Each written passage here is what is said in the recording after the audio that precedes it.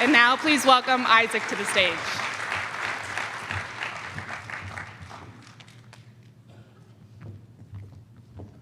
Hi, y'all. I'm Isaac Manning, in case you don't know me. So I'm kind of the meat between the sandwich here. So this ride was a different beast from beginning to end. On July 3rd, 2021, Tom and Ellen, Libby and I were at Chris and Leslie Culver's house planning this ride down the Mississippi. 7 days later, Leslie Culver was dead by suicide. So the ride became, for us, an act of defiance by the living against the darkness of depression and suicide. The other difference from 2017 is that we traveled 1,800 miles in less than 2 weeks. In 2017, the pace was relaxed, lots of riding, lots of stories.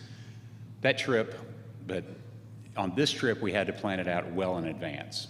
John and Fraser Brigandy, Aaron Buck, Andy DeFell, Tom and Ellen, Libby and I met every Monday night from January on.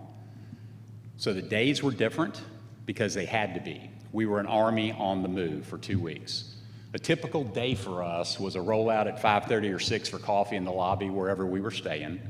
You generally find Libby Harbin already up, Fraser already up, putting together the snack line for the day, and then Libby and Fraser would miraculously disappear somewhere and come back with lunches for everybody because they had been prearranged months in advance. During breakfast, we deal with the routing issue, who was going to ride what segment and how we're going to get through this. Then we would do the packing and load out, which is always fun because we could never figure out where the keys were to whatever vehicle we were driving. Then we would run off to the parking lot and do our ride for. But on day 3, Dave Harbin, we would generally have lots of weeping because the ride forwards are incredibly brutal to get through. But on day 3, Dave Harbin kind of said something about, we kind of do the tears in the morning, and then in the afternoon we drink beer, and every major ride needs a catchphrase, so ours became tears to beers. So whenever we would break in gallows humor after the ride for, we would go out and go, cheers to beers, and then we'd go off. Everybody would then disappear for the day, ride their 50-mile segment.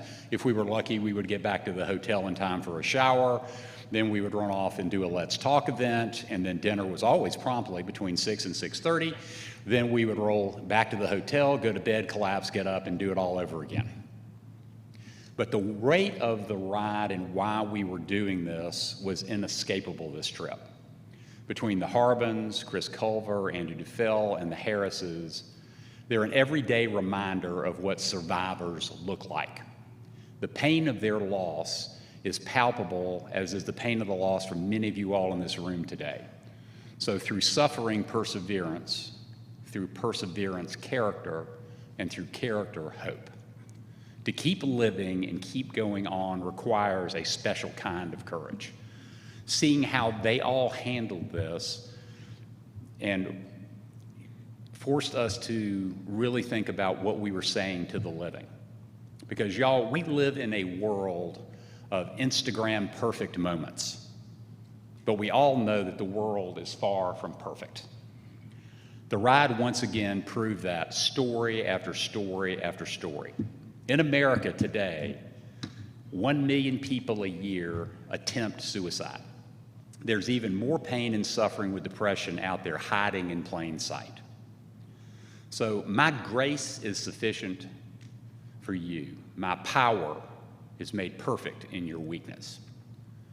There are 4 fundamental lies that people who are struggling with depression tell themselves. Lie number 1, you're worthless.